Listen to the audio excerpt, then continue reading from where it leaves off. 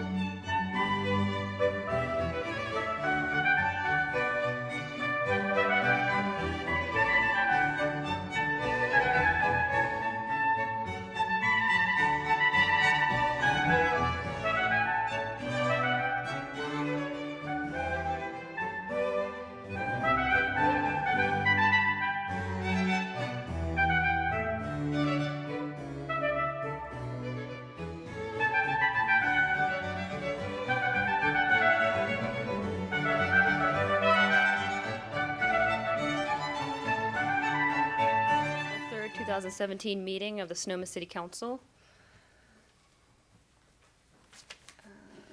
Let's see, Mr. Petlock, would you please lead us in the Pledge of Allegiance? I pledge allegiance to the flag of the United States of America and to the republic for which it stands, one nation, under God, indivisible, with liberty and justice for all.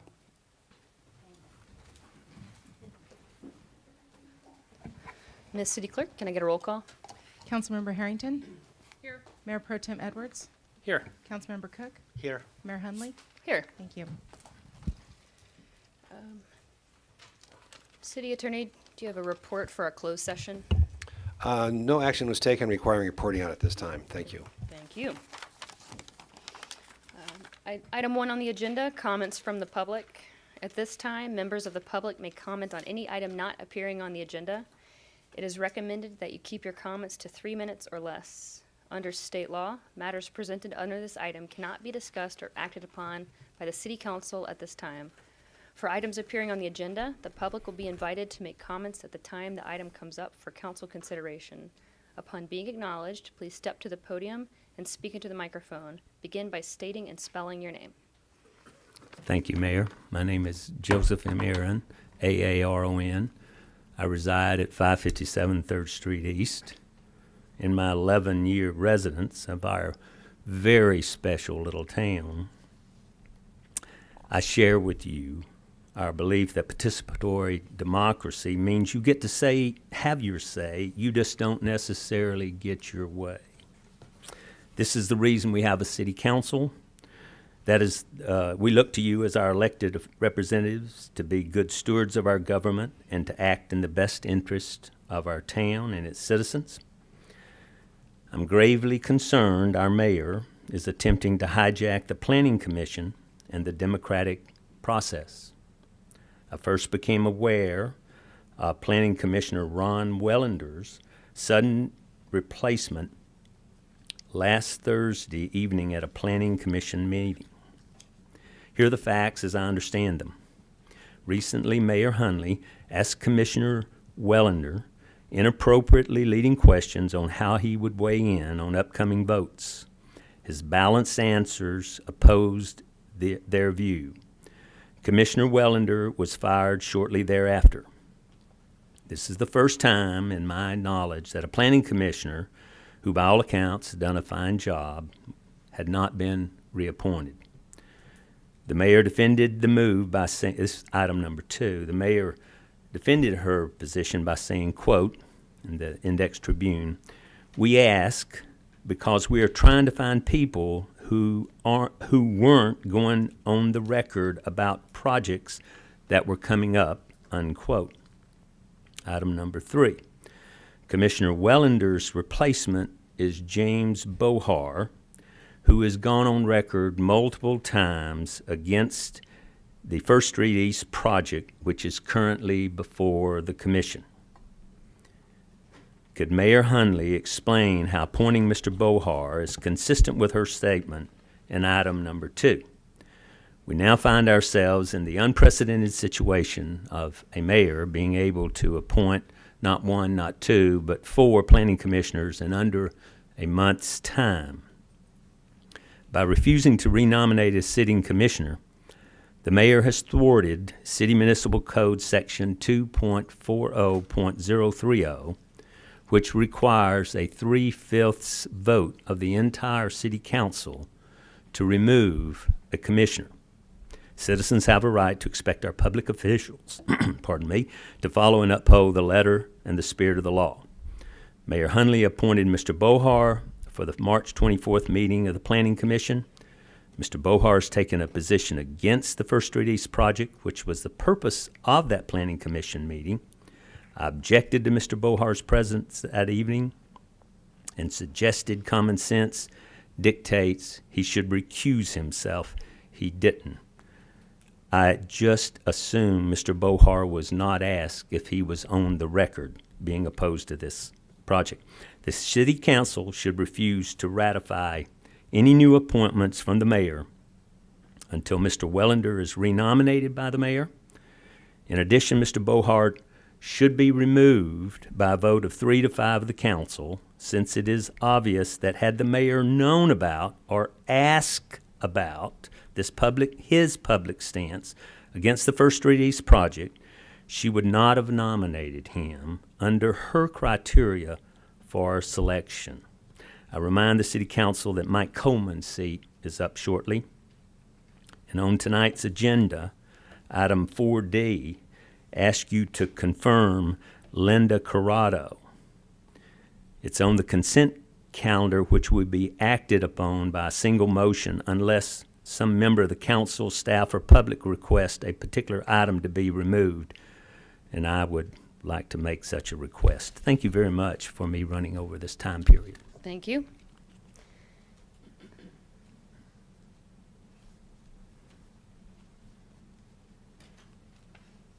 Good evening. Karen Skoglund, 126 Blue Wing Drive, number 4. Mr. Aaron, who is associated in some capacity, I'm not sure which, with the First Street East project, and there's been in addition to his comments just now, there has been a great deal of press dialogue about this situation, and I haven't been here that long, but I've learned a lot of history, and I just wanted to say for the record that I know the small town institutions of our wonderful city can withstand an assault from this group because they have withstood larger assaults from much deeper pockets. Thank you. Thank you. Is there any further public comment tonight? I would like, we have Mr. Petlock. Yeah, I didn't plan on speaking on this, but I've served as a commissioner here for 8 years, and it's always been my understanding that commissioners served at the pleasure of the council, and I think, commissioners should behave themselves as such.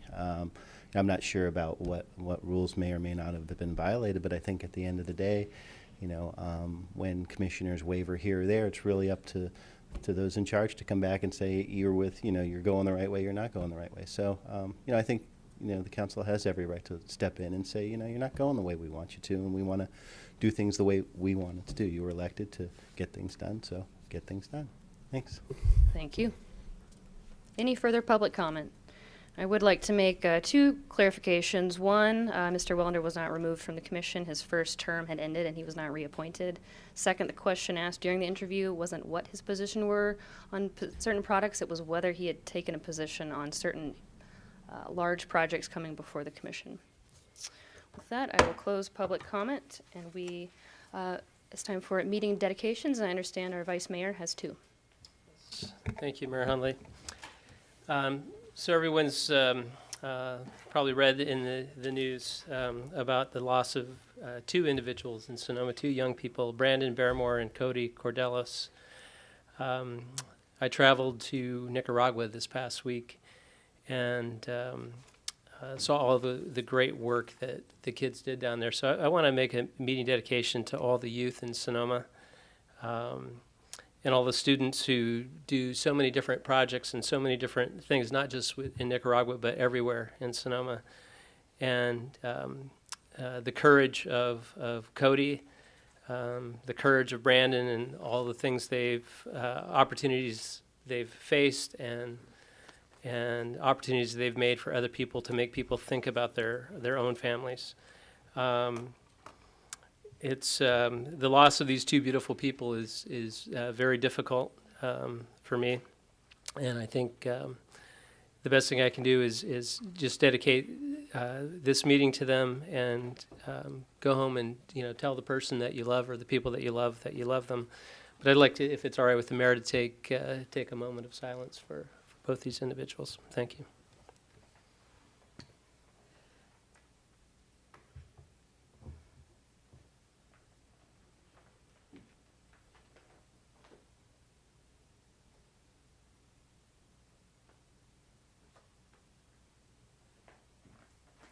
Thank you, Gary.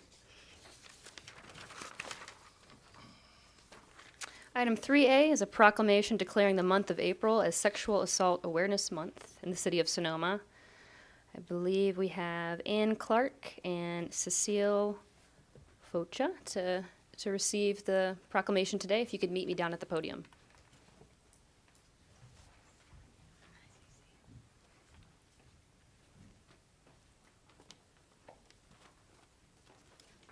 Hi, Mayor. Thank you. Whereas Sexual Assault Awareness Month is intended to draw attention to the fact that sexual violence is widespread and has a profound and lasting impact on every community member of Sonoma. And whereas national research indicates that 1 in 5 women will be raped at some point in their lifetime, nearly half of all women will experience some form of sexual violence. And whereas 1 in 17 men will be raped at some point in their lifetime, and 1 in 5 men will experience some form of sexual violence. Whereas young people are at a great risk of sexual violence, and youth aged 12 to 17 are 2.5 times more likely to be raped or sexually assaulted. And whereas we must work together to educate our community about sexual violence prevention, supporting survivors, and speaking out against harmful attitudes and actions. And whereas with leadership, dedication, and encouragement, there is evidence that we can be successful in preventing sexual violence in the city of Sonoma through increased education, awareness, and community involvement. And whereas the city of Sonoma strongly supports the efforts of Verity and encourages every citizen to actively engage in public and private efforts to end sexual violence, including conversations about what sexual violence is, how to prevent it, how to help survivors connect with their crucial counseling and other support services, and how every segment of our society can work together to better address sexual violence. Now, therefore, be it resolved, the City of Sonoma reaffirms its commitment to address the issues of rape and sexual violence by remembering victims, supporting survivors, holding perpetrators accountable for their actions, and challenging societal myths and behaviors that perpetuate sexual violence in our community. Be it further resolved that, along with the United States government and state of California, the City of Sonoma designates the month of April 2017 to be Sexual Assault Awareness Month. Thank you so much. Thank you so much, Mayor. Would you guys like to say a few words? It's actually really good. Did you want to speak, Cece? All right. Thank you, Mayor. Mayor and City Council, thank you all for taking the time out of the beginning of your meeting to proclaim April 2017 as Sexual Assault Awareness Month. Survivors here are lucky to be represented by people who believe and support them, and we wish that could always be the case. Sonoma County and the City of Sonoma do a wonderful job of supporting survivors, but we can all always strive to do better. A proclamation is just the first step. We need to be asking ourselves how we can do better for survivors all year long. We need to be doing the necessary work to make sure that sexual assault, abuse, and exploitation get rarer and rarer every year. We need to vocally appreciate and affirm the survivors who share their stories so that other survivors know that they are not alone. At Verity, we support social justice and equality for all adults and children who have been sexually assaulted. We are committed to ending sexual violence by working to eliminate the conditions that cause or tolerate it. We realize that the process to end the violence in our communities includes a collaboration of individuals, groups, and organizations. We are an active partner in that effort as a member of the community. If you all see any potential avenues for potential collaboration, we would love to work on events and projects with you all. We want to thank you all again for proclaiming this month as Sexual Assault Awareness Month, and we hope you will come celebrate survivors with us at the end of the month on April 25th at 5:30 p.m. in Petaluma at the Lagunitas Brewery. Together, we can all continue to support survivors and expand on what it means to serve survivors. Thank you. Thank you so much. Good evening. Thank you, Madam Mayor and the members of the council. My name is Cecile Fauché, and I am the Valley Substation Sergeant, stationed right down on Grove Street. But tonight I'm here on behalf of Verity as the Executive Board President, where I've served on various capacities for about the past 8 years. And I want to thank you for your recognition of sexual assault victims and survivors, and just reaffirm that the Sheriff's Office, in collaboration with Verity, in all the different aspects that we represent victims and hold perpetrators accountable for their actions, that we are grateful for your support, and we look forward to working further with you and the council in various capacities, whether it's I'm wearing my uniform or I'm standing here in front of you as Verity, that we appreciate your support, as do all the victims of sexual violence. Thank you. Thank you so much.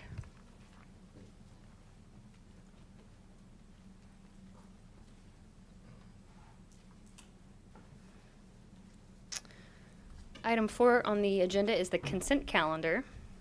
All items listed on the consent calendar are considered to be routine and will be acted upon by a single motion.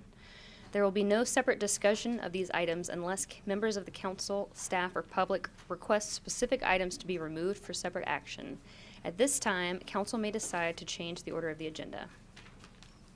Are there any council comments or questions? Councilmember Cook? Yeah, I'd like to remove item 4D for separate discussion. Any other items? Seeing none. And City Attorney, can I make a clarification of procedure? Yes. Are we going to have a second public comment for item 4D, or is all the public comment together for the consent calendar? I think we've taken the follow the practice. It becomes subject to separate public comment. Got it. That's what I thought. All right, I'm going to take it out to the public for items 4A, 4B, and 4C are still on the consent calendar. If you have any comments on those three.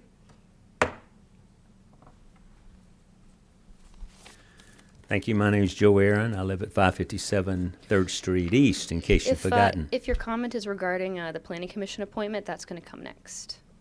This is items, the three items before that I one. thought you said D. No, this is items A, B, and C, and then we're going to come back and discuss D. I'll be happy to wait. Thank you very much. Thank you very much. All right, seeing no public comment, I'm going to bring it back for council action and a vote. Councilmember Cook? I'll make a motion on item 4A, 4B, and 4C. I'll second it. Can I get a roll call vote, please? Councilmember Harrington? Aye. Mayor Pro Tem Edwards? Yes. Councilmember Cook? Aye. Mayor Hundley? Aye. Thank you. All right. Item 4D, approve and ratify the nomination for the appointment of Linda Corrado as the alternate on the Planning Commission for a 2-year term ending April 3rd, 2019. I'll call up public comment in just a moment. All right. Almost there.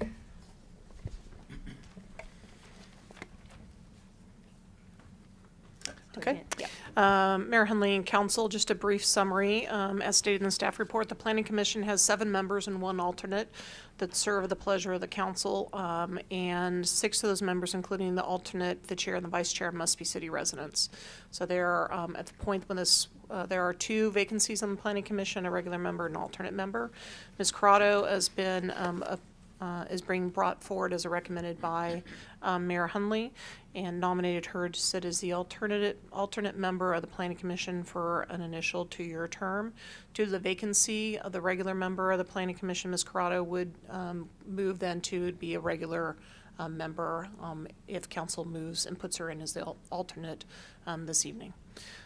And happy to answer any questions. Thank you. Are there any council questions at this time? Okay, I'm going to take it out to the public for public comment.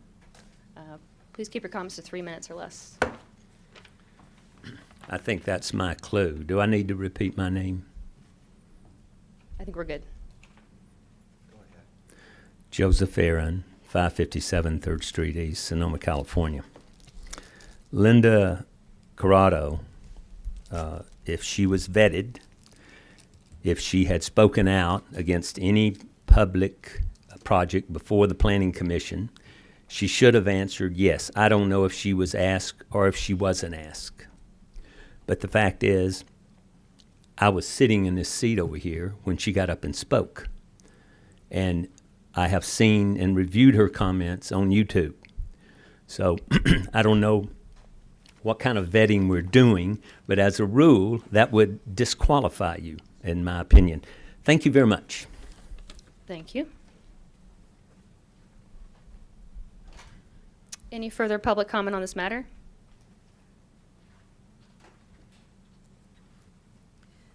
Good evening. I'm Mary Martinez, Sonoma. I just feel very, very concerned, as I'm sure you are, about having vacancies on the Planning Commission when we have very large projects coming before them.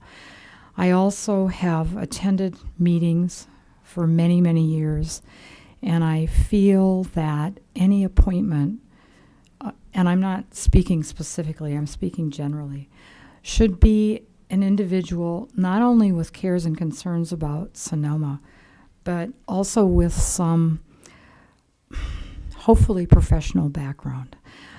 I don't know whether the council has considered putting or offering, not offering, requiring training for the planning commissioners in the development code and all of the rules and regulations they have to follow and play. We're at a crossroad, and I think you know that. And I've lived here many, many years and seen a lot of planning commissioners, and I feel that we have a planning commission with less experience than I've ever seen in the past. Those are my comments. Thank you very much. Thank you.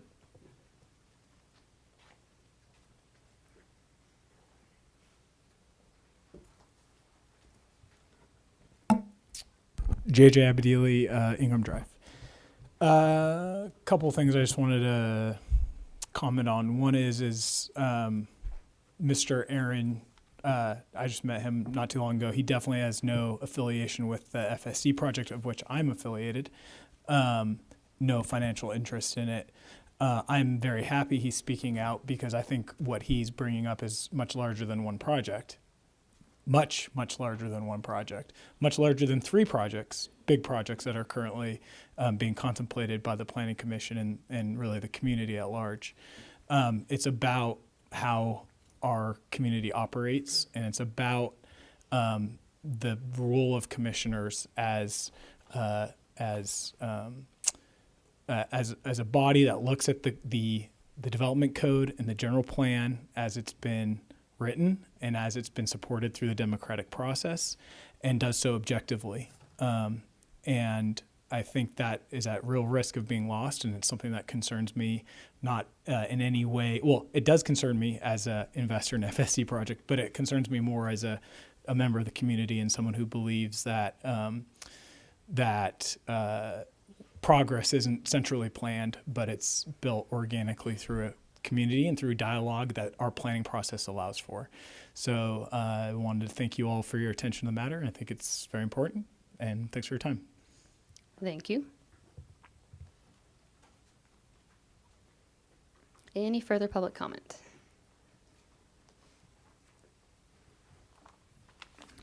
Linda Corrado, First Street East, and I wrote it out to make sure that I'm under 3 minutes. So I don't want to go over. And I wanted to just give you a little bit of background about me so everybody knows who I am and what I stand for. And David, I'm going to bring your name up because a couple of months ago we were talking and you said, "Don't give up, Linda, keep trying." And so here I am, I'm still trying. So I'm not giving up. But I grew up in New Jersey in an Italian family and an East Coast Italian family, and you can't get more traditional than that. To this day, not much has changed back there, but I have. I moved away from that life in 1978, and I landed in San Francisco, then moved to Marin, and now I am here. I knew absolutely no one when I got here. And why? Because I believe in change, and I'm willing to live that belief.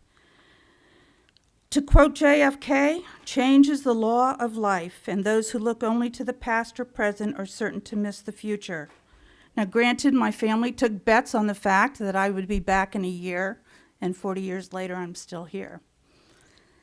And my husband one day, my former husband, took me out. He's a former commander of the SEALs, took me out on a sailboat, shoved me off of the dock in 30 knots of wind, and said, "There you go." And so I went out, and I didn't know how to tack or jibe or do anything, and all of a sudden I heard 5 horns from a big, huge tanker sitting off on my port side. But I'm still here. I managed to figure it out, and I'm not afraid. And therefore, sailing became a passion, competitive sailing. And I became a U.S. certified sailing judge. And I'm no stranger to controversy or conflict. As a matter of fact, that's what my job was and is to resolve conflict. It entails knowing the laws and the rules, or the development code, and taking testimony, interpreting and extrapolating the facts, and then publishing an informed decision. I have done this for over 30 years with nary an appeal to my credit. I worked as a project manager for AT&T in their real estate and construction division. For many years during the 80s, I was the only woman, which meant I had to work harder and smarter to stay alive in a job that was constantly downsizing based on performance. I managed over 300 commercial properties, several multi-million-dollar construction projects, from inception to budgeting to bid proposals to implementation and tracking. I was it. I was the bottom line. I was the only one who had to answer for each and every project and keep my job. I later went on to manage 2 low-income residential properties here in Sonoma, and this is where my support for affordable housing was born. I know I'm running over. I thought I had it timed. But the overused and misunderstood term affordable I do not mean for very low income only. I am working with the county on their Homes for All Summit, on their Building Use and Permits Committee. Alarming facts that have come out of these committee meetings is that 40% of Sonoma County population falls within the 60 to 120% AMI, meaning that the average level income is around $50,000 per year. These are our teachers, our firefighters, our police, and our hospitality industry, and we know they cannot all afford to live here. Sonoma's senior population is also in that range. They who have lived here all of their life and have pretty much nowhere to go when the developmental changes of life require it. I know this firsthand. Their tears and fears became my support and animation. I believe with all my heart we must take care of those in our community first. I believe that if we come together in the spirit of cooperation and work together, putting good, solid, thoughtful ideas for sustainable growth in a collaborative effort, we will thrive and grow, yet keep the authenticity and the integrity of Sonoma intact. I believe the most important contribution I can and will make as a planning commissioner is to contribute to the upcoming general plan. I have spoken thus in my Homes for All Summit. In closing, I am fair and I am impartial. I can stand firm when needed, and the right way is not always the popular and easy way, and standing for right when it is unpopular is a true test of moral character. My character is and will be on the line for all to witness. I accept the challenge of representing Sonoma and all of its interests, and I ask for your support. Thank you. Any further public comment?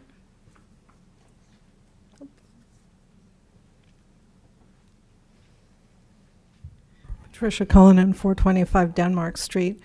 I just want to support Linda because I think that she has a lot of experience in the public sector, and I think that's a very important thing for us in this day and age. Thank you very much. Thank you. Right, seeing no further public comment, I'm going to bring it back to the council, and I'm going to get us started. So the procedure that we have in the city right now is that the mayor has the duty to make nominations to our commissions. The practice is that they conduct these interviews with one other city council member. The person that was with me this past time was Councilmember Harrington. And when it's time for a commissioner to come up for reappointment, the decision can be made either to appoint or reappoint. And so Amy and I collectively interviewed, I think it was 7 extremely well-qualified candidates. It was impressive how experienced all of them were in various facets of development. And going into these interviews, there was a few things that I was looking at. One, I was looking at the composition of the Planning Commission as a whole and what kind of experience was there and what kind of experience was it lacking that the city might benefit from having somebody who had worked or volunteered in certain areas. And then there was the interviews of themselves, which focused a lot on the qualifications, background. The interviews were based on a list of standardized questions that were prepared by staff. And because one of my top priorities right now is the city's going to be moving ahead towards a general plan update, I also considered each candidate's appreciation of the overarching issues facing the city, because what the city is going to look like over the next 15 years is going to depend largely on what this update looks like, what our code becomes, and the Planning Commission is going to be central in all of this. And I think that's important to have people who have experience directly related to elements that are going to come up in the general plan, and there are pieces missing from our current Planning Commission. You know, I think there's a big concern in the city over what the future of our development is going to look like, and I just don't think that you can keep doing business as usual and expect a different result. So during my interviews, I felt it was my duty to pick whoever was the most qualified and the best person for the city, and that is what I've done today. Linda has giving you a little bit of background of her qualifications. Honestly, I've known Linda back from our campaigning days. She also ran for city council back in 2014. And I won't speak for Councilwoman Harrington, but she really blew us away in the interview. And when we walked away, it was an obvious choice of who we wanted to go with, considering everybody that we talked to. Linda was our top choice. Just because a couple people have mentioned it, when it comes to specific projects, whether commissioners should vote on a particular project or not, I don't think that's a part of this process today. I think that comes up when the item comes up, and it's a decision between the commissioner, the planning director, and the city attorney can talk about it. But these commissioners, just in their first term, are going to vote hundreds of times on things coming through the city. And in some ways, I think the Planning Commission is more important than the City Council because it physically helps shape the way the city looks. So I didn't take this responsibility lightly, and I am proud to nominate Linda Carrata today, and I ask for you all to support my nomination. Councilmember Cook. Well, I'd like to start out by saying that there is a process, and I've gotten over 50 emails, and I know that my fellow council members have gotten it also. My big issue right now is that we have 4 council members sitting at the dais, and I would rather have all 5 of us when we're making a decision like this. And I know that Councilmember Agramonte asked the city manager to ask the mayor if we could have this on the agenda when she got back. And there's 2 commissions that were going tonight, and one got taken off, but this one stayed on. What I'm saying tonight is I want to see this process change. When I was mayor, I knew how the process worked. I reappointed every individual who wanted to be on the commission. What I did was I talked to the city clerk, who was Gay Johan at that point. I looked at the attendant records. I looked to make sure that they were following the rules. And then I made a call to them. And what I asked them is, do you like serving the city of Sonoma, and why? And they would tell me. And at the end, I would say, well, I'd like to nominate you for ratification of the council into it. This is what the process has been doing for years and years. I'm not up here to judge anybody's decision on this. I do like Linda Corrado. I think that she's a wonderful person. I don't want to be up here like political pawns, because these are real people. Ron Wallander is a real person, lived here for 32 years, served for 2 years on the Planning Commission. What I would like to do is make a motion that we further discussion to change this process. And we talked about it a couple years ago, and I think it's very important. And tonight, I will not be voting on this issue. And so the press gets it right. The reason I'm not voting tonight is because I believe that all 5 members should be present. And I was kind of shocked, because this is what the process has done. I went to the city manager on Tuesday. I'm reading the newspaper like everybody else.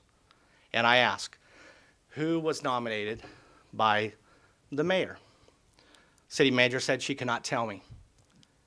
5 years on the council, and I'm not allowed to know something? That is secrets at City Hall. We have a process that allows for secrets at City Hall. And that's not right, because I should have the same amount of time as the other council members to look at what's going on. So I know that there was an email sent from Mrs. Agramonte to get who exactly got on the application, which is legal, and I got to see who it was. And I found out on Thursday at 5:45, when my packet came, who the mayor had nominated. And that's just not right. So this process, you know, it has to change. Commissioners serve the public. And I know that when I was a council member, mayor philosophies that I read in the newspaper is untrue, because you can look at when I was mayor, who I nominated. I nominated based on what would be a great diversity. So whatever process we've had in the past that has been working is not working anymore. So I would like to get some support from my council to have this agendized at a future comment, at a future meeting. And I would like to suspend this voting until Councilmember Agramonte comes back. Is there a motion? Yes, I make a motion that we suspend this till Agramonte comes back and have future discussion of the process. All right. Well, I'll make a comment on that note. There is a extremely important meeting coming up on April 13th. That's a very large hotel project coming before the Planning Commission, and I think it is important for the Planning Commission to be as fully equipped as possible. And I regret that Ms. Agramonte can't be here today, but it's this is the meeting that we had before the Planning Commission meeting, and I did not want to wait until she came back to have us Planning Commissioner miss that meeting. I just want to make a couple of comments. This is the first I've heard that there were 7 people that were, and maybe I just missed it in the paper about the advertisement for solicitation for applications. I try to read the paper every day, but I don't know if we posted that. There was and I can ask City Clerk Barr, there was, when we go out and do a solicitation, there's a press release, there's a variety of things we do for about a 2-week period where we solicit for applications and folks of interest, and through that process, I believe, and sorry, Rebecca's behind me. I believe there were. Yeah, so it was posted and noticed, and there were 7 folks that came through that process that were then interviewed, and those names were given to the mayor. I think for the members of the public, it's important for folks to understand that the council follows a policy. The council decides how do you want to do commissions. And there is a commission policy that was passed in 2002. It was actually reviewed in 2013, 2014, but that is the policy that is followed. The policy basically puts, I would articulate it as, it is a policy that puts a lot of authority within the mayor's seat. So the mayor basically, the process lays out that the mayor, that we do the advertising, they are the ones that determine whether to reconsider and have someone's term be determined. They do the interviews or meet and greet, and then they bring a recommendation back to the full council. So the way this process is written, it is really a mayor-driven process. And in terms of notification, I guess I look at it as a mayor's decision of when those things are going to be provided. And that's just kind of the way the process currently is written. The council has an ability to do different policies. I've seen a variety of different ways commissions are appointed, but that is at the prerogative of the council. So I think I'm the only former planning commissioner here. I know that I served 8 years on the SVCAC before getting on the Sonoma City Council, and I needed those 8 years just to get up to speed on everything going on, and because we did not countywide but first district wide. And I guess I have with Ms. Martinez out there, I happen to agree that I spent almost 15 years in planning, and I still felt like I was a rookie, because you learn something new at every juncture, and every meeting, and every vote. And for me, I think it's difficult because we're losing I guess the historic knowledge of former commissioners. We've had a lot of, I don't know who's been the longest now, David, maybe you can help me out. But I would say Commissioner Willers is now the senior commissioner. And how many years now? I believe he's on his 7th year. Okay. So what I see is that with a senior commissioner like Mr. Willers, we also, once we get past and his time expires, we're going to have not a very deep well of background. And I'm concerned with that, and I was concerned because I hadn't seen anything, or nothing was really brought up to me. There was a few things I disagreed with Mr. Welander, probably a few things I've disagreed with Mr. Cribb, but I often disagree with David, but I agree with him in this case. I think there should be the full body of the council here to make this decision. And I have absolutely nothing against Linda. We've became good friends during the council race, et cetera, et cetera. But I think we need to take a look at it. And then some of the allegations that I've received, probably 70 emails today, or over the last couple of days. And I know they're kind of a canned email, but so whatever that is, there's a concern out there. And I don't know a lot of people that are, the names of the folks that are sending the emails. A few I recognize. But I'm concerned if a commissioner or if a citizen comes out and speaks against a particular project and then ends up on a commission, I have an issue with that. I mean, I think it's something that if I were applying for a position, I would say, oh yeah, by the way, I worked against this, I worked against that, and that's my opinion on that ahead of time. I remember when I was trying to think of the council member who appointed me the second time, Mayor Sanders at the time, I believe. I don't know if it was the first or second time. But, you know, the questions that I remember having were, how do I feel about the character of the community? And there were no specific projects involved in that. And that was important to, I think those are the right kind of questions, but I wasn't asked if if I was against a specific project. I mean, I don't remember what the projects were online at that time. But had I been, I didn't feel any, and I don't think that any coercion or anything happened in this case. But I'm concerned that we've just lost this foundation, and then we've had a commissioner resign as part of this. So I think Mr. Robertson, that was another 7-year member as well, and I disagreed plenty of times with Commissioner Robertson, or former Chair Robertson. So I'm going to support David's motion, but I'm anxious to hear from the rest of the council.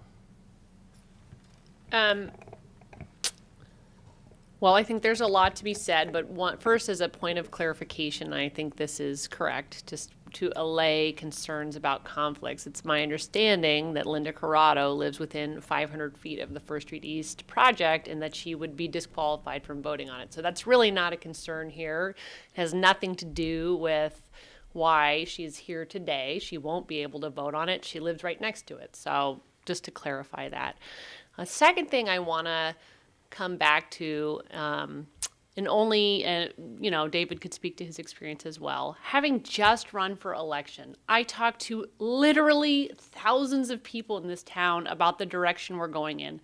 And I have not said this, and I don't mean to sound arrogant about it, but I did get the most votes in the history of city council elections in Sonoma. So I feel like I have a pretty strong idea about what the people of this town are thinking. And what I heard over and over and over again is fundamental concern about the direction we're going in. And I talk to people about the Planning Commission specifically because that is the heart and soul of what is getting built in this town, and that is the direction we're going in. So do I think it's right to reappoint people just because they like being on the Planning Commission? I'm sorry, I don't. I think that we have to know who are the people that share our values and share the values of our town and are going to think really long and hard about our general plan, which is the soul of our town, and make it what we have to be. And when we talk to Linda Corrado, I think she's everything that makes this town great. She cares a lot. She's really involved. She's smart. And then to the question of the diversity of the Planning Commission, and I almost could laugh saying that. When I applied to be on the Planning Commission 2 years ago, I was told, this is literally something I was told, women don't apply for the Planning Commission, it's a lot of reading. That's something I was told. I would like to know. Not by you. I'd like to know who told you that, because the reason that you weren't picked, it doesn't there was matter. There was 23, and it was going on how long have you lived in the city of Sonoma. Ron Wallander. Well, can I just finish my comments? Can I just finish my comments? I believe Councilmember Harrington has the floor. So the point is not whether or not I was picked. The point is that when I applied, it had been literally 7 years with no women on the commission, and I was told that women like to be on things like design review because being on the Planning Commission is hard. And I was shocked as an adult attorney who's running their own business that comments like that could be made. So when I look at the Planning Commission and I consider that there is only one woman on the Planning Commission still after all these years, and that we have the opportunity to put an intelligent, committed woman on the Planning Commission, I have to say it's important to me that it's important that women have equal representation on one of our most important commissions. And if that's, too feminist for, of a statement, that's fine. But I really think the comments that were made to me were disheartening, and I think that we got to have smart women on all of our commissions, and men and Latinos and people that represent our community, and that we have to recruit those people and encourage them and develop them and do all the things that are necessary to have commissions that reflect the people that live in this town. So I wholeheartedly, recommend Linda Corrado. I think we should have the vote tonight that going forward with the next planning commission meeting, they, have a right to have the commission filled out and seated. And to the extent that each of us has to miss a city council meeting on occasion, that's too bad, but we can't stop the business of the city because one of our city council members is not available, so. I would also like to say the item before us tonight, which there is a motion, which we'll vote on that one first, is the ratification of a particular individual, Linda Corrado. And we have more than a quorum here. The issue is whether the council that's sitting here believes that this individual is an appropriate selection for it in and of herself. And I believe that we should have that vote tonight also.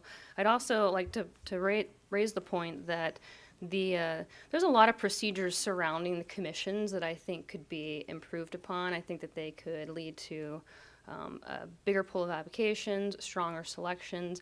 Ironically, I was one of the people that voted to change this process 2 years ago. I believe one of the biggest opponents to changing this was the sitting mayor of the time, who was David Cook. So I would love to look at our commissions and make them stronger, perhaps out of our strategic planning. I think this one's already on the list, because the procedure that we have right now is it's just a little bit wonky.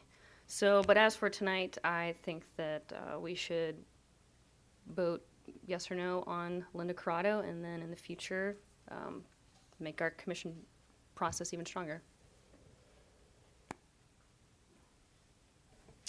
Any further comment? So I believe we have a motion on the floor. And can I make another motion, or do I have to make it until after? You have to wait until the motion that's on the floor is made, or you can you can make a motion to amend the motion that's on the floor.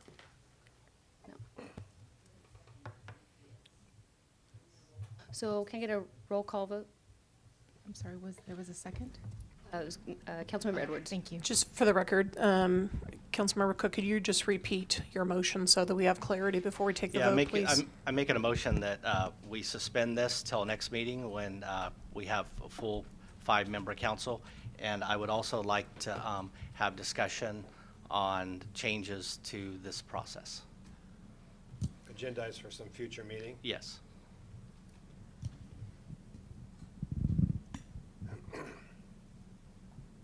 Councilmember Harrington? Mayor Pro Tem Edwards? Yes. Councilmember Cook? Aye. Mayor Hundley? No. Thank you.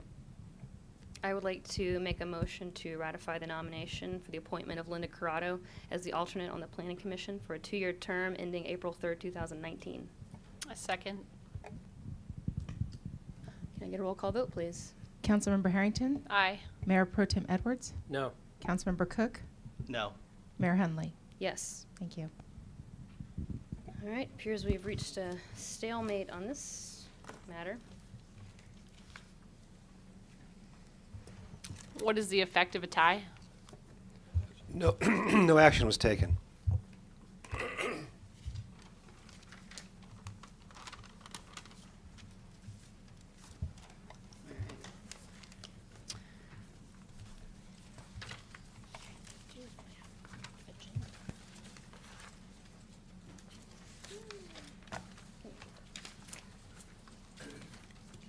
All right, moving on.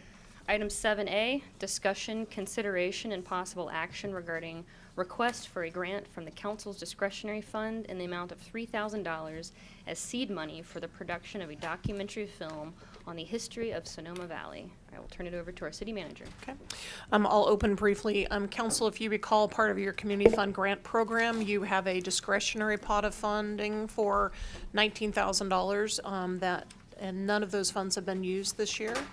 So with that, we have received a request for $3,000 of that fund, and I'll turn it over to City Clerk Barr to outline the request. Good evening. The request was from a local filmmaker, Julie Morrison, who's with us this evening, and she will have a few comments. The request was for, as the city manager stated, for a $3,000 grant out of the discretionary fund to film a documentary film project on the history of Sonoma Valley. The film itself is titled Sonoma Valley Voices of the Past, And it evolved from a conversation between Mrs. Morrison, the local historian Bob Parmalee, and an archivist, Sandy Hansen. And it came out that what the film highlights are going to be is it's going to encompass the history of the valley from early Indian tribes through the Pueblo days and the establishment of the mission, the Bear Flag Revolt, the economic rise of hot springs resorts, agricultural evolution, prohibition, and then the modern times, including the ascent of Sonoma as a wine and food mecca. I don't know if you were able to review any of the links that we attached with the staff report, but they were there for you to view. That was the website for the project, the trailer of the film that they're going to be creating, and then an interview with Mr. Parmalee, some other things for you to view. The amount requested is a small portion of the total project budget that they're going to be needing, and that's going to be gathered. The amount is $3,000 for the seed money that's requested. The rest of that money is going to be brought in from various sources, including cash donations and in-kind services, and brings out the Inquiring Systems as a fiscal sponsor of the project. And with that, if Ms. Morrison would like to come up and speak, I'll turn it over to her. Thank you. Hi, I'm Julie Morrison. I live at 528 Nathanson Creek Road, and I'm here before you because I believe that this project matches the first goal on this year's goal of supporting city character, particularly in regards to supporting the historic aspects of our city character. And the film is really aimed at being historical in nature, and as the goal is to make it as factually correct as possible and also make it as interesting as possible, full of lots of great anecdotes. But the bottom line is to really make it historically accurate.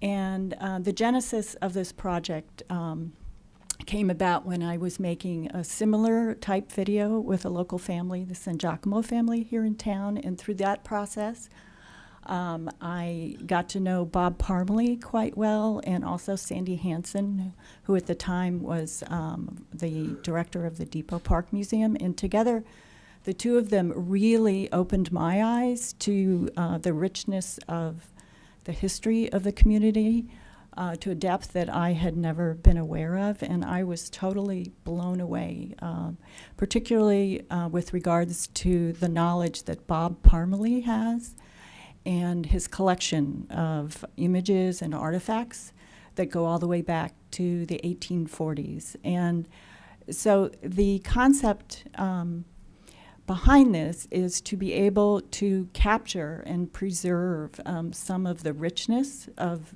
the history, particularly with regards to families who have been here for a period of time. There is a surprisingly large number of families who are multi-generational, some of whom go back over 100 years.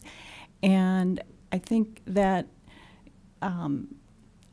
that's very unusual to have that number of families in a community that have that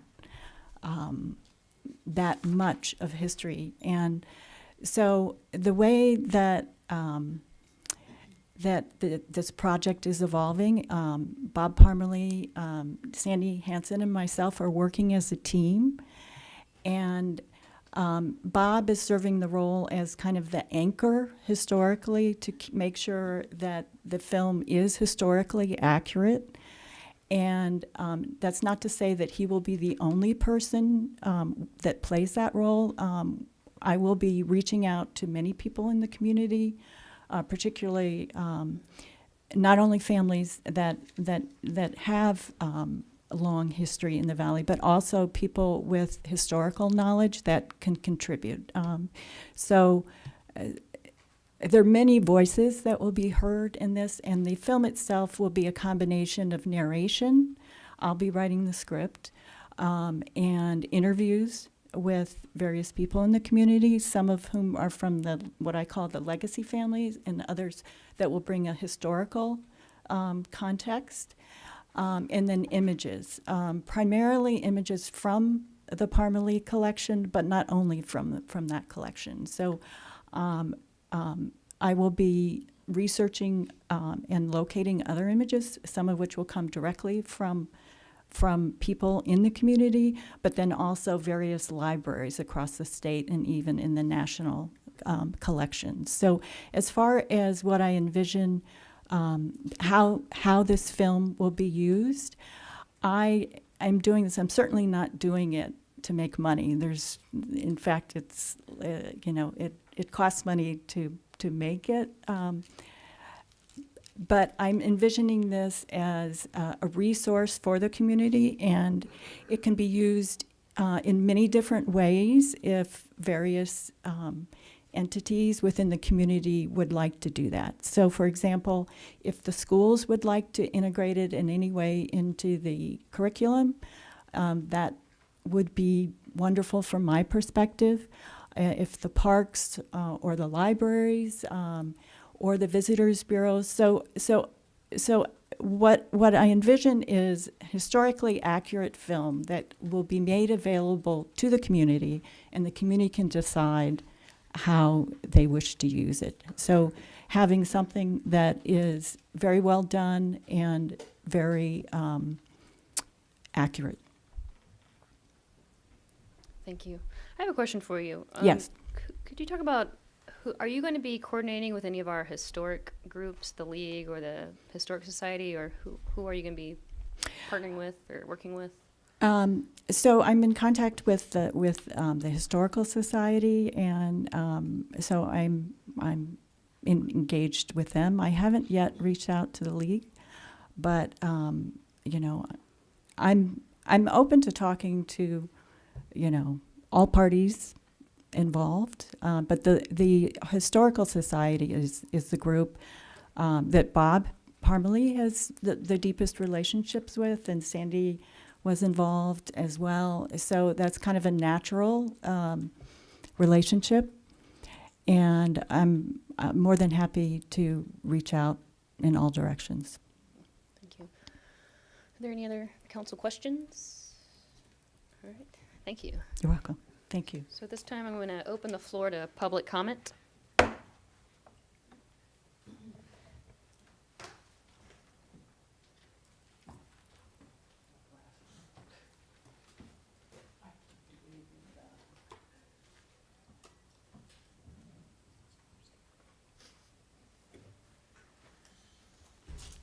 My name is Sandy Hansen, and I live at 426 Linda Drive in Sonoma, and I am part of the team with Julie and the project for the film. I just wanted to say that I know that the council has received at least one email, and we have received the same email about concerns about the thrust of the film and the direction in which it may go. And I wanted to address those points very simply. One is that the person who sent this doesn't believe that that it's going to be totally historic, that it may be, for example, a covert promotion for the wine industry and the hotel and tourist industry. And I'm here to say that that is not the focus of the film. The focus of the film is the historic beauty and importance of Sonoma Valley and preserving that and sharing it with everybody, tourists, locals, children, everybody that we can reach out to. A second concern of this individual, who is also a friend of ours, is that the advertising spin will be put on grapes and hotels. Again, kind of the same point as number one, and at the expense of the historic part of it. And again, that's not going to be the case. Of course, we'll talk about the resorts in the valley and the importance of visitors and that sort of thing, but there's no spin going on behind the idea of this project.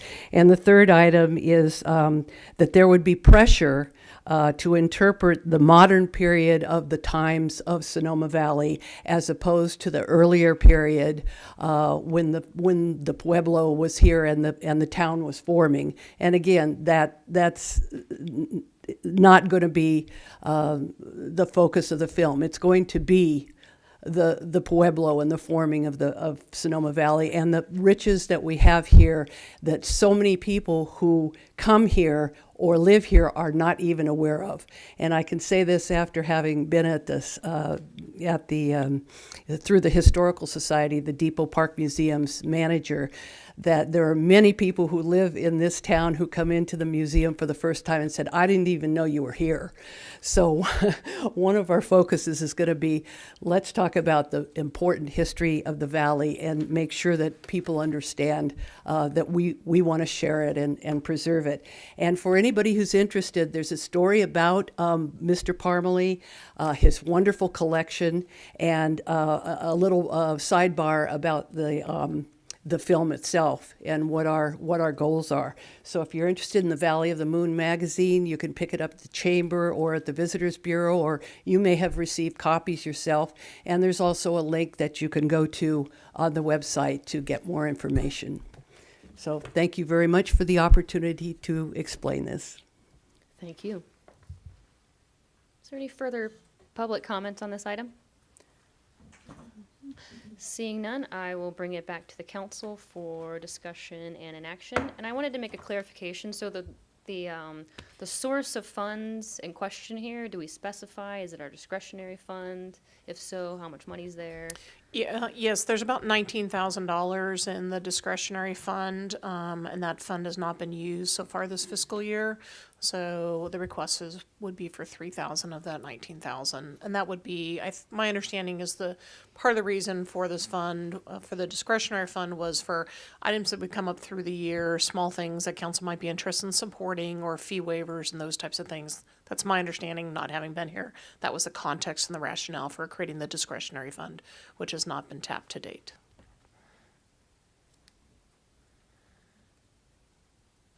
I'll make a comment. I mean, history is something we have been talking about a lot over the last couple years, and I don't think we really have a resource like this. I think it's a great opportunity, and I think this would be a good use of the discretionary fund we have. So I'll vote to support it. Same here. Yeah, I'll go ahead and be in support of this. I do like history. I hope that this is something that can be utilized with the local schools, because these are taxpayer dollars, and I want to make sure that with the understanding that it is helped throughout the schools. Do I have a motion? I will make a motion to grant the request for a $3,000 amount to be paid out of our discretionary fund to for the production of a documentary film on the history of Sonoma Valley. I'll second that. All right, I have a motion, I have a second. Can I have a roll call vote, please? Councilmember Harrington? Aye. Mayor Pro Tem Edwards? Yes. Councilmember Cook? Aye. Mayor Hundley? Aye. Thank you. All right. Thank you. I look forward to seeing it. All right, item 7B. Discussion, consideration, and possible action to introduce and conduct first reading of a draft ordinance implementing changes in state law concerning accessory dwelling units. I will turn it over to our planning director. Thank you, Mayor Hundley, members of the City Council. Just by way of background, again, this ordinance, as mentioned, addresses accessory dwelling units. That term refers to what we've known over the years as second dwelling units, which of course refers to a small independent unit typically associated with a single-family home that might be either rented on a long-term basis or used by a family member. So second units have for many years been regulated by state law, and last year the state legislature adopted a series of bills making comprehensive changes to its rules with regard to second units, which are now henceforth to be referred to as accessory dwelling units. These changes included the development of a new category of unit, that of the junior accessory dwelling unit. This concept refers to attached accessory units created through the conversion of an existing bedroom or other extra room within a home Typically, that would be accomplished through the provision of a private entrance, a bathroom, and an efficiency kitchen limited to a countertop with sink and some sort of cooking device such as a plug-in convection oven. However, the changes in the law affect the regulation of all types of accessory dwelling units and include a number of restrictions on local regulations that might be imposed with respect to parking, setbacks, permitting, and other issues. To implement these changes, we need to update the development code, and staff has been working on that with the Planning Commission since January of this year. We held an initial discussion with the Planning Commission at its meeting of January 12th to talk about basic directions. With that, staff developed a draft ordinance that was the subject of review at the commission hearings that occurred on February 9th and March 9th. The draft ordinance is developed by the commission and incorporates the following directions. Accessory dwelling units are only allowed in conjunction with a single-family residence. Either the accessory dwelling unit or the main unit must be owner-occupied. Parking would be required at one space per unit rather than one space per bedroom. Although we would want to highlight the fact that under the updated state law, there are many mandated exceptions to the parking requirement. Accessory dwelling units may not be rented for periods of less than 30 days, and accessory dwelling units may not exceed 850 square feet in area.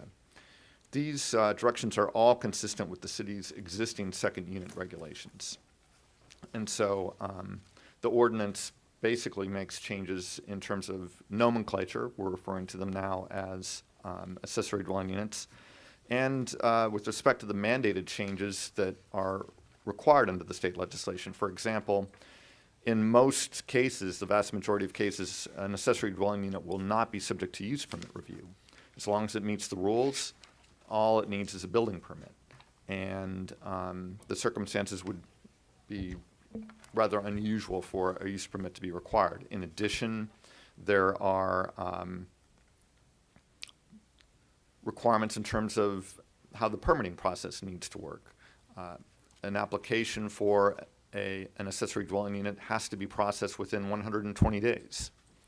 In addition, under the law, as I mentioned, there are a number of exceptions to the parking requirement, so those are all part of this ordinance. In terms of areas of Planning Commission discussion, as you can see from the minutes, one topic was that of whether it would be appropriate to allow an accessory dwelling unit to have an area of greater than 850 square feet.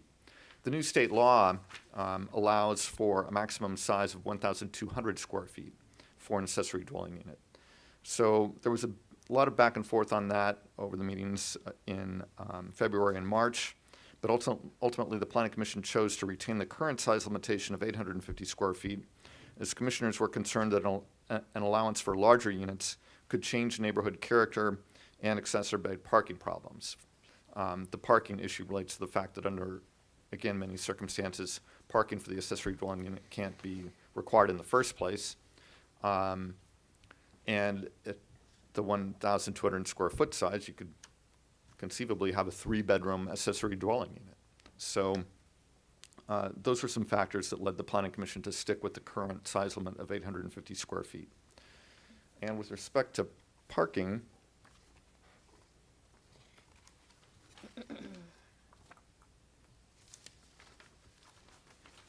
let's see if this comes up. Okay.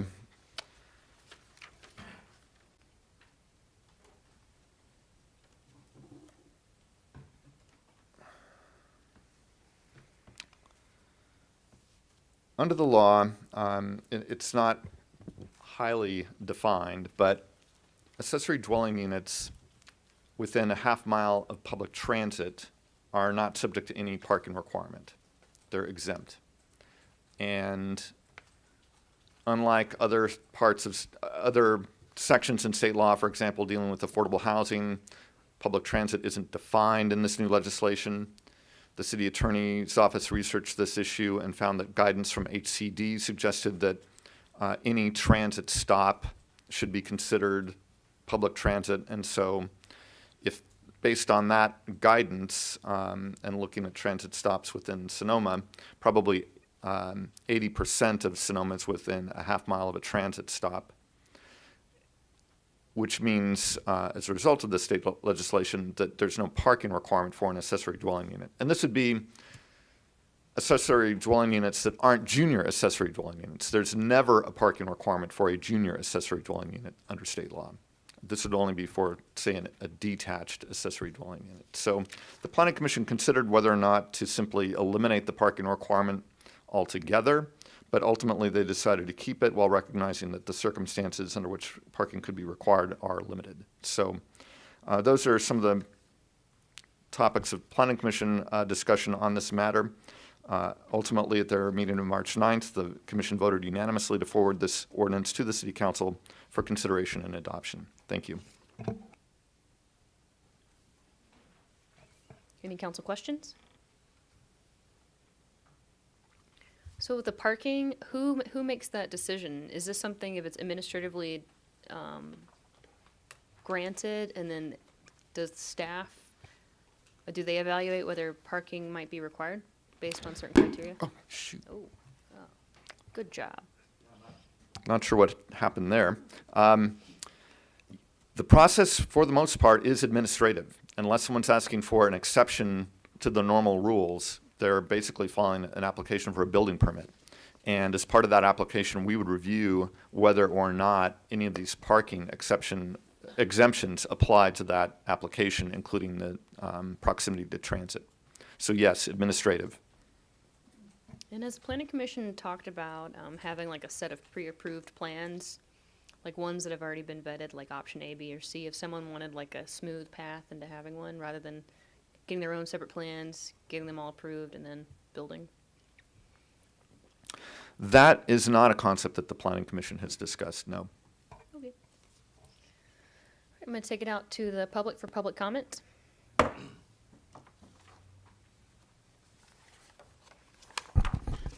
Chris Petlock, 426 Napa Road, Sonoma. So I was following this along as it kind of made its way through the state legislature, and I think legislation and across the governor's desk. And I think this is a great way to address the housing crisis we have here, not just in Sonoma, but of course across the state.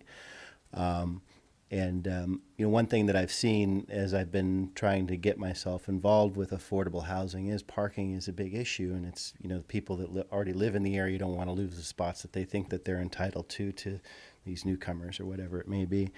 But I'd strongly suggest that, you know, you make whatever parking requirements are there as low and as easy for these people to come into the area to build these units or whatever it is. Encourage public transportation, encourage people to live close to where they work, and make it easy so that people can put a roof over their head and make a good living in these areas. Thank you. Thank you. Any further public comment on this item? Seeing none, I'll bring it back to the council for discussion and action. Councilmember Cook. Yeah, I'll start off by saying thank you, David, and the Planning Commission and city staff for bringing this forward. This has been something that I've wanted for a long time, so I will be supporting this 100% tonight. Oh, I think this is really exciting, and in terms of adding new units to our housing stock, this could be one of the fastest ways to do it. Additionally, just as a thought about it, there's been a lot of comments about vacation rentals as being necessary for people to supplement their income in order to be able to live here. I think that accessory dwelling units do that in a really great way and also create housing for our community. And so for people that are on fixed incomes and require additional income or maybe have more house than they do monthly income, it's a great way to fill a lot of needs in our community, and I support it. I agree. This opens up a lot of great opportunities, and it's interesting to look at the map on how many places are covered with transit. It's interesting to see it here. So I'm going to be supporting it as well. And thanks to the Planning Commission and staff. And I will also be supporting, I know some cities are doing some sort of pre-approved fast track to encourage people. So perhaps at a future date, we can work on that one. Can I have a motion?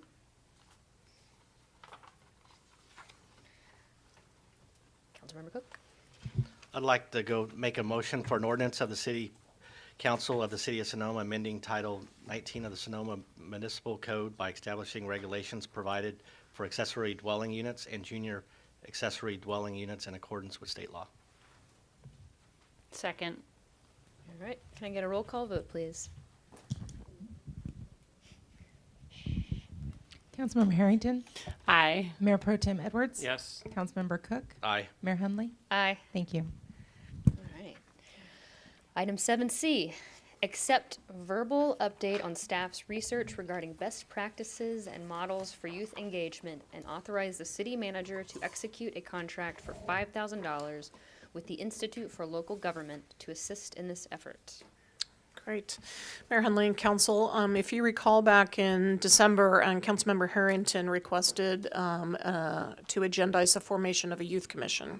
And that actually was heard on January 23rd. And the council agreed to ask staff to come back by April 1 with best practices and a suggested model for youth engagement. So I'm here tonight to give you a little update. And I'm not ready tonight to lay out a roadmap and best practices and which way we should be going. But I am really pleased to say from my initial discussions that I've been able to do in the last 60 days, I do believe that there is a need. I think there's an opportunity and true interest to look at how Sonoma can create a greater voice for our youth, and also look at how do we kind of enhance civic engagement programs for teens.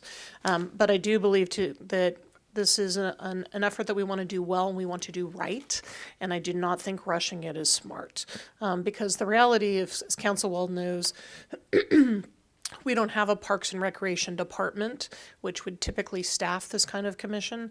And so we have a variety of partners and nonprofits in the school district that are involved with youth, and we don't have those direct connections. So I think the model in Sonoma may look different, and that's going to take longer to put together because we really don't hold all the pieces in our hands. But a few updates I wanted to tell you is that I have done some research in terms of looking at different ways that other agencies have looked at this and ways that are engaged, from commissions to kind of community coalitions.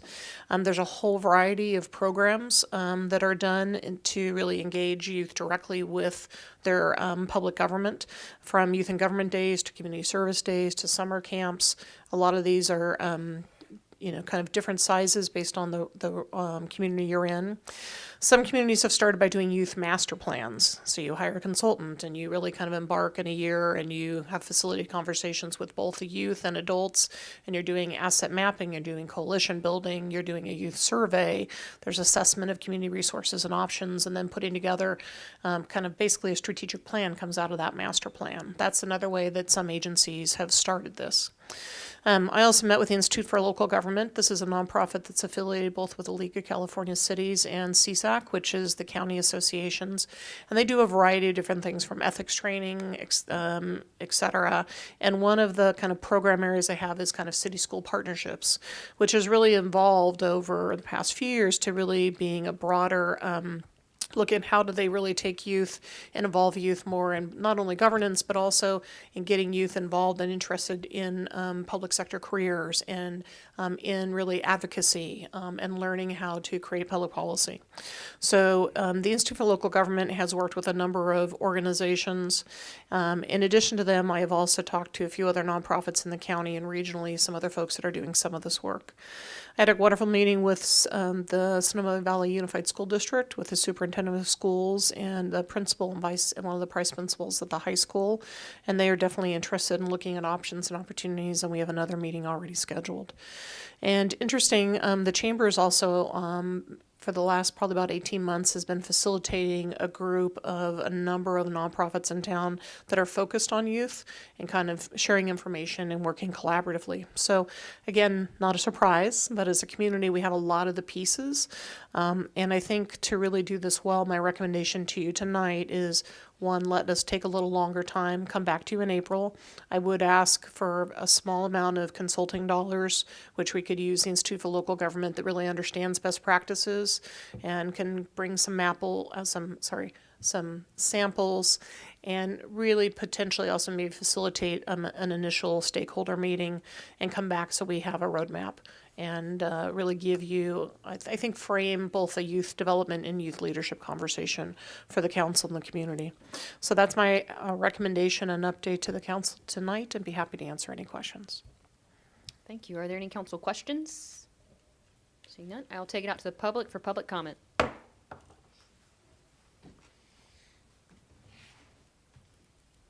Tricia Cullinan, 425 Denmark Street. I wasn't planning on talking to this subject, but the Sonoma Valley Historical Society recently got a $10,000 grant from the Landmarks Commission to create a program for local schools called History Community and Me. Third grade is the grade that social studies focuses on community. So we're going to make the program school-centric. And we've worked with the schools, and we're going to do a pilot program at Sasserini next fall. So the children become involved in their community. What is their community? Who are the architects that built their schools? Why was their school there? Who's the first? Why does it have that name, for one thing? And in Sonoma, we're quite lucky. A very famous brutalist architect called Mario Campi. He built he designed both Presswood and Sasserini, and those were nationally known school designs. It was quite amazing at the time. I think it was in Life or Look magazine. So we're engaging youth through their community. Thank you very much. Thank you. Any further public comment? Seeing none, I will bring it back to the council for discussion and inaction. Councilmember Harrington. Oh, I just wanted to thank Kathy for doing such great work on this, and I was really excited about it. And I know since she has like 5 jobs in one, at least, probably 10, that this was like an extra thing on her plate. And she talked to a lot of people, and also obviously has a lot of enthusiasm for it too. So thank you very much. Obviously, I support it. I'm in full support as well. I think the opportunity, especially with what I've seen this spring with all of the students that I've worked with, I think it's a great opportunity to move forward, and let's see how we can best serve that community. Thanks. I'll be supporting this. I also support, and I think we should probably specify where we would like the $5,000 to come out of. We can choose from either the reserve or our discretionary fund, which now has $16,000 left in it. Councilmember Cook? I would recommend out of the discretionary fund. I agree with that. Does anyone want to put that in a motion? Do I need a motion for this? For the $5,000? That'd be great. Yeah. Yes, please. I'll make a motion to take $5,000 out of the discretionary fund for this project. I'll second. All right. Can I get a roll call vote, please? Councilmember Harrington? Aye. Mayor Pro Tem Edwards? Yes. Councilmember Cook? Aye. Mayor Hundley? Aye. Thank you. All right. Item 7D, discussion, consideration, and possible action regarding a request by Councilmember Harrington to discuss council advocacy regarding rising Pacific gas and electric rates. I believe first I will turn over to the city manager. Just briefly to remind the council and community, council has a policy that outlines a process whereby an individual council member can request a placement of an agenda item. And basically that process states that the council member submits their request to the city manager in writing, and then we look to bring that forward and place it on a council agenda. So on March 22nd, I received an email from Councilmember Harrington that laid out the 4 points below and asked that this be placed on the agenda. So it is here as an agendized item for council to consider. So this is, in some ways, you can think of this as your step 1, and if you want to move forward, then you would agendize any, all, or part, or none, based on the prerogative of the council for a future meeting. Does our city attorney have anything to add on this? I had you as a question. I do not. No. And then now I would like to hand it over to Ms. Harrington. Oh, okay. So I think, well, anybody that pays their utility bills is aware that over the last, I would say, 3 months, that utility bills have almost doubled. That's due to natural gas prices primarily.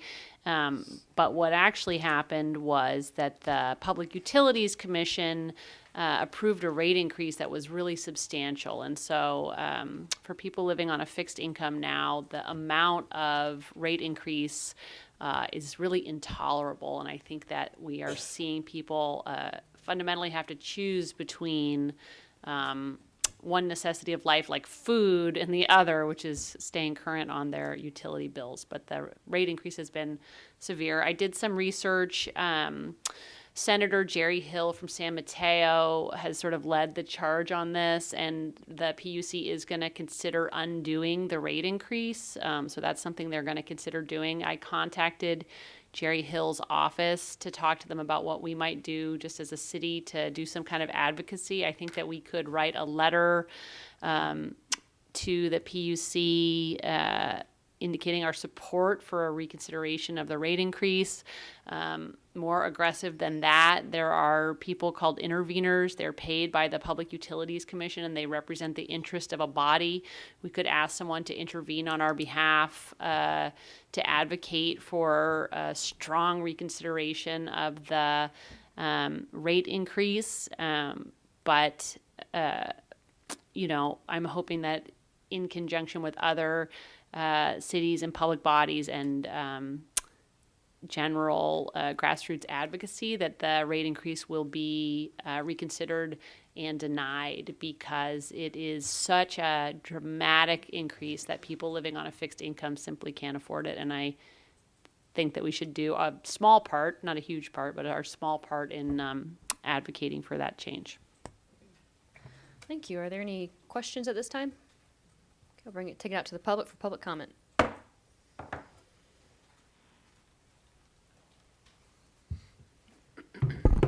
Chris Betlock, 426 Napa Road, Sonoma. I encourage you to reach out to the PUC. I think you can have effect on these kinds of entities advocating as a council, and certainly a citizen should too. But where you can have more effect is on our own water rates here in Sonoma. I mean, you guys can do a rate study this week, next week, and start looking at why our rates are so high. I think, I'm encouraged that you may do that in the future. And I hope you do. But I don't think that'll change what's happened in the past. I think the city has been way overcharging for rates. They're not entitled to it. And I know myself, I'm going to find where all that money has gone. And I think we want to see it all turned back to the water department. Thank you. Thank you. Is there any further comment on this item?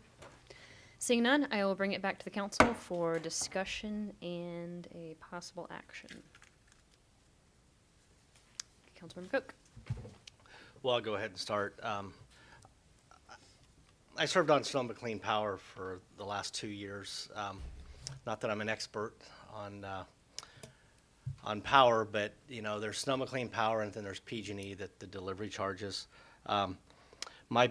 My biggest issue right now is we've been asking for a lot of things to come to the council, like cemetery, different things, and I keep being told by staff that we don't have enough power employee staff time for this. But then, on the other hand, it's something that is important because it's affecting our residents, and when you see a big increase, it's good to know why PG&E is doing this. I'm looking at all four here, which, as far as if the council decided to go, I would like to just probably pick the first one, the study session, and see where it goes from there. But I am concerned about staff time. I was going to ask a question to the city manager, and we went to see public quickly. What is the time that you think it would take staff time to, just if we did number one, a study session? Well, I think it's really a question of what does the council think is a study session. And when I think of a study session, that is an in-depth focused, you're bringing experts in to have a conversation. It takes some work to put together the agenda, who's going to be there. It needs to make sure that it's kind of professional, balanced. You've got the right people so that council has a full flavor of an issue. So A study session would take some time to put together in terms of an agenda and focus and choreograph and et cetera. So it is there definitely are staff resources that would go to put together a study session. I don't know, and maybe Councilmember Harrington can speak about time sensitivity on this. To do a study session, just again, where we are right now, with, you know, kind of myself coming in new and a new finance director, we really need to put our focus on budget and those items that are on our plate for the next 60 days. If this can wait, but doesn't sound like, sounds like there's maybe some time sensitivity. A larger study session, I think, would need to happen. For staff to be involved in that would need to happen probably 60, 90 days out. And that may not work well within the time frame of what's required based on the PUC review. So that's my feedback on that item. Oh, well, I'll just say that, and I understand that even if a council member does significant work, that it still represents work for staff, but that I'm happy to write the letter to the PUC, and do the legal research necessary for that. And with regard to a study session, I think that the most effective thing to do would be and David, you know, because you run Clean Power, so the interveners are professional ratepayer advocates who are paid through a program in the PUC, and I think the most effective presentation would be to have an intervener come and give a presentation about what the possible actions are that we could do as a city, and have them advocate on our behalf, and we can't actually direct them as an intervener. They're an independent body acting as a ratepayer advocate, and they could come and give us some suggestions about how we might advocate for reduced rates. That's what I think is the least staff time, possibly most effective. That's my opinion. So maybe just to add on, I think if there's two ways to think about this. I mean, one is you're having a focus study session. The other thing is you're just having a regular agenda item on it, and it's scaled. So you're basically, you know, you are asking someone from PG&E to come, and you're asking for one of the, but you're not trying to have a big study session. It is what I would say a more focused and, you know, not kind of setting the expectations for a large study session. So part of it really is kind of what is the frame. Even that will take some time with staff. But there's a way to narrow it, I think, if it's potentially a regular calendar item and you're asking for one rep from PG&E, and if there's some third-party person, but you're not opening, you know, you're not trying to bring a panel of 4 or 5 folks, et cetera, et cetera. Councilmember Edwards? So I'm going to go look at my gas bill. Don't have an electric bill because we have solar on our home. But I think what I would like to do is now that you brought it up, I will check my gas bill. But I want to reach out to people that I've met over the years from PG&E as well and get read up on it. So I'd like to have another, bring it back in a month or whatever. And now that we're getting into summer, it's going to change the dynamics of people's gas bills as well. Electric bills will be going up for most as we get into the warmer months. But I'd like to, dig a little bit more into this issue. And I, look at these in the light of staff resources, everything. I would definitely like to hear from PG&E, and I know we have someone that seems to be in contact with the city that would probably be willing to come in and talk about it. And then I admittedly don't know too much about interveners. I don't know if it would be easy to get someone to come in and just talk about it and make those just sort of presentations to educate ourselves, and then maybe a little bit, either conjunction with that, schedule a day to talk about a letter. I think that a letter coming from the city could certainly be something reasonable. So I'd say 2, 3, 4, or 2 and 4. And then, so whenever there's a storm coming up, we get an email as council members from Brian. I can never remember his name. I mean, I think it's something that I think we can individually reach out to PG&E directly. I mean, I'm sure they're willing to have a discussion.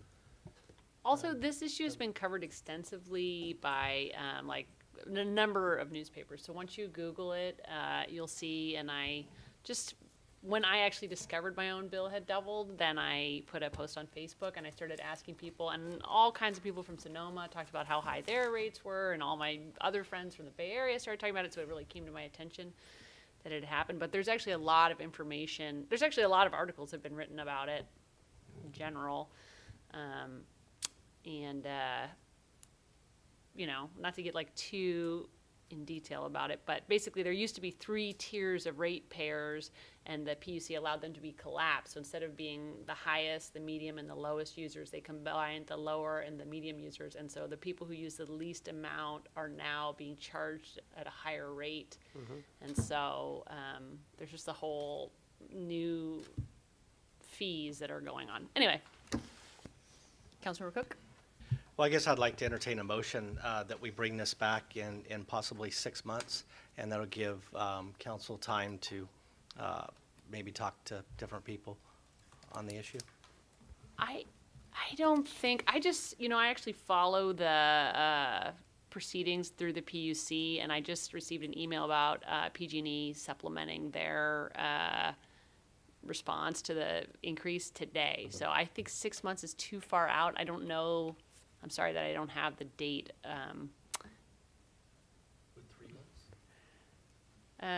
What if we schedule it out for 3 months, but then to the extent that I conduct more research and figure out the actual drop dead date subject to changing it? Well, could we reach out, maybe start with Brian and see what his, how soon someone could come in and at least sort of present, and that would get the ball rolling as on the conversation? Yes, I mean, the PG&E has government relations representatives for kind of different counties. We do have a representative. We can reach out to PG&E and have them come, you know, do a presentation or provide some information, you know, to council. I mean, that is a very simple thing to do, and is fairly straightforward. It's the broader study session that is a more time-consuming activity. Councilmember Cook? Yes, since I have the motion out there, I'll withdraw that and go ahead and make a motion that we do contact PG&E and get a future agenda item, you know, within the next couple meetings, or whatever staff recommends with timing, with budget and other stuff coming up. And a question, so if the sort of first step is having this presentation, could, and if you would consider an amendment, or if this would be necessary, sort of adding the option to that item, the ability to talk about maybe if we'd want to do something else, instead of having to like agendize to agendize to agendize? Yeah, I think if we're having PG&E come, I mean, I think the step would be to kind of get some background, have the government relations representative and whoever else they may want to bring from their team to provide some context to council, and then leave the agenda item open fairly so the council has an opportunity to look at any other actions that you may want to take, whether that is a letter or other advocacy opportunities. Yeah, I'd make my motion to amend that. Cool. Can we have someone other than PG&E, like an intervener or someone else who could present a non-PG&E perspective on the rate increase as well, to the extent we can locate that person? I would make that amendment. Yeah, that'd be fine. All right, we got a motion. Second. Got a second. Any further comment? Seeing none, can I get a roll call vote, please? Aye. Mayor Pro Tem Edwards? Yes. Councilmember Cook? Aye. Mayor Henley? Aye. Thank you. Thank you. All right, item 7E. I think I'm out on this one. All right, Sorry, and Mayor Edwards, before you step off the dais, do you just want to explain to the public why you're stepping off the dais, just for clarity? Remind us, please. Clarity for the public. Thank you. Because I have a historic building downtown, and I think that's why I need to be out. All right, we'll miss you. I'll be back.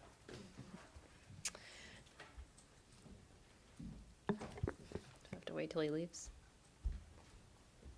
Item 7E, discussion, consideration, and possible action to adopt a resolution approving the Downtown Sonoma Historic Preservation Design Guidelines. I will hand this over to our planning director. Thank you, Mayor Hundley and members of the City Council. The Downtown Sonoma Preservation Design Guidelines were prepared to serve as a project planning tool for residents, property owners, the Planning Commission, the Design Review and Historic Preservation Commission, and ultimately, when it comes down to it, the City Council. The downtown planning area is the focal point of Historic Sonoma, as it encompasses the Sonoma Plaza Historic District, listed as both a National Register of Historic Places and as a National Historic Landmark. The guidelines seek to accommodate growth and change in the downtown district planning area while guiding alterations of existing buildings and new development with the goal of respecting and preserving the historic character of the community and promoting excellence in the built environment. The document provides guidance to property owners, city staff, the Planning Commission, and the Design Review and Historic Preservation Commission, as well as the design community and the general public, to sustain the historic character of Sonoma and ensure that the changes to the built environment within the downtown area will be sensitive to the community's historic legacy. The guidelines were developed over the course of a year and a half through the coordinated efforts of an advisory committee, as well as through hearings before the Design Review and Historic Preservation Commission, the Planning Commission, and also benefiting greatly with public input throughout that process. At its meeting of March 6, 2017, the Council held a study session on the guidelines, and at the conclusion of that study session, the Council directed that several changes be made as follows. First, there were just some updates to the acknowledgements. Second, hot links were created throughout the document to make it easy to jump to other parts of the report when seeking different references. And a new appendix was added, including content related to historic paint colors that might be appropriate in the downtown area. So all of those changes have been incorporated in the updated guidelines, and our recommended action tonight is to adopt a resolution that puts those guidelines into place so that they can now be used as a tool by the different commissions in evaluating applications for new development, additions, and redevelopment. So when we conclude an item like this, it's also a good opportunity to thank those involved. First, the City Council allocated the resources that were necessary to make this happen in the first place. And these guidelines speak directly to council goals related to historic preservation. Second, the Design Review and Historic Preservation Commission and the Planning Commission all put in many hours reviewing and improving the document as it went through the process, as did an advisory group that encompassed members of both of those commissions as well as the community. And throughout this process, local preservation advocates came forward with ideas and suggestions that also greatly improved the document through the course of the review process. So it's impossible to name everyone involved in producing this, the result that's before you tonight, but there were many, many people who participated, and we thank them. So with that, again, the recommendation is to adopt a resolution that will allow for the implementation of these guidelines. Thank you. Thank you. Are there any council questions? Seeing none, I will take it out to the public for public comment.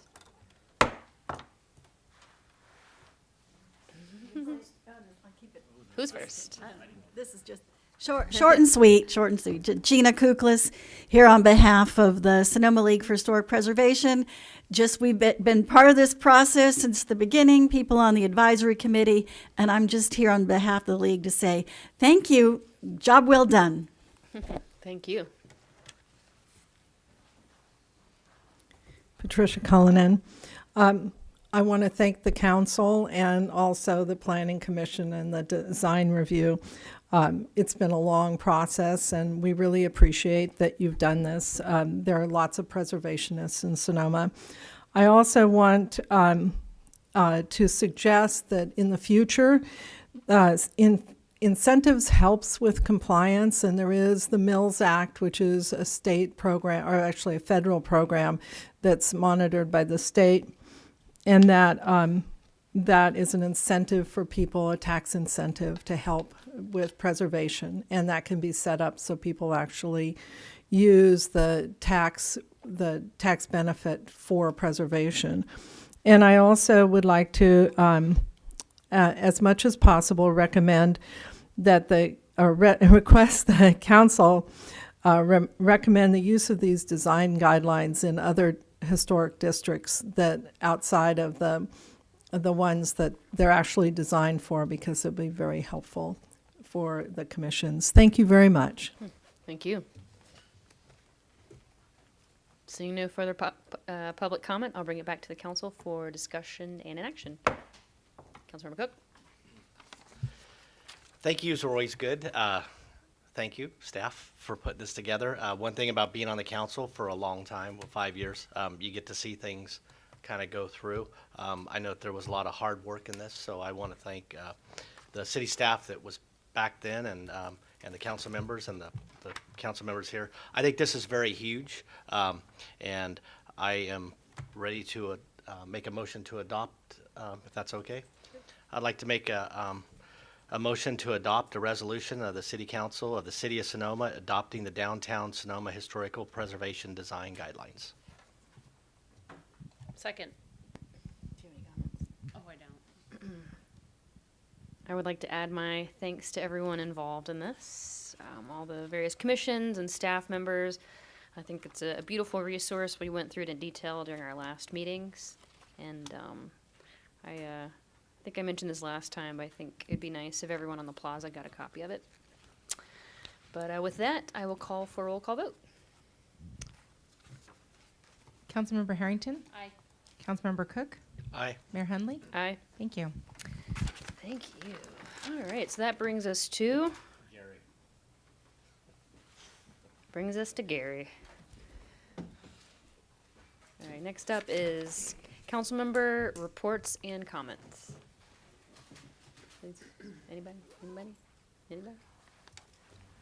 don't either. Yeah? Report? All right, moving on. City manager comments. No? No reports tonight, thank you. How about comments from the public? Yay, got one. I don't know, we're going to have to trade places here after a while. I want to report, since someone mentioned the cemetery, that the Kiwanis, in conjunction with the Sonoma Valley Historical Society, did quite a large cleanup at Mountain Cemetery. We filled a 20-yard dumpster. I want to thank the garbage company because they provided the dumpster for us, and I have to say I had a happy day with my chainsaw. Also, the Sonoma Valley Historical Society is participating in a Finding History Day that is being put on May 21st. Many of the historical societies in the county are going to meet at the De Turk Barn from 10 to 2 that day. There'll be plenty of authors there and lots of interest in history. And I'm also, lastly, I'm hoping that the council considers funding for the railroad district as soon as possible. I think that is an important element in preserving the history of Sonoma. I hope that is funded. Thank you very much.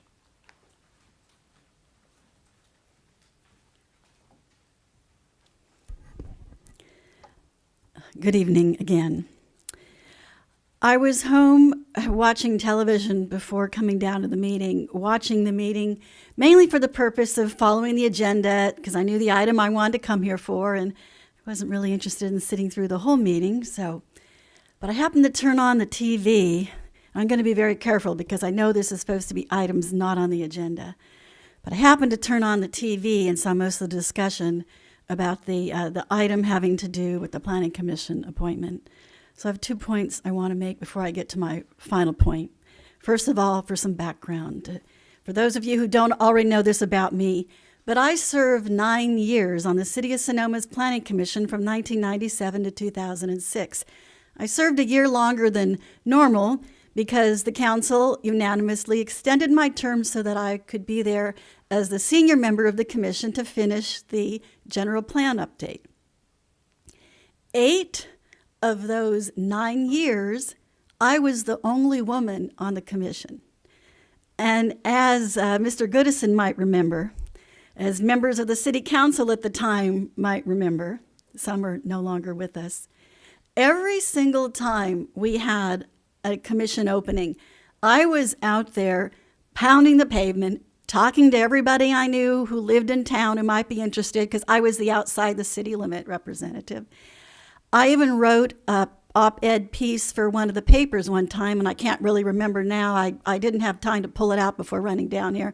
I have it in a file, but an op-ed piece about why we needed more women on the Planning Commission and why women should apply.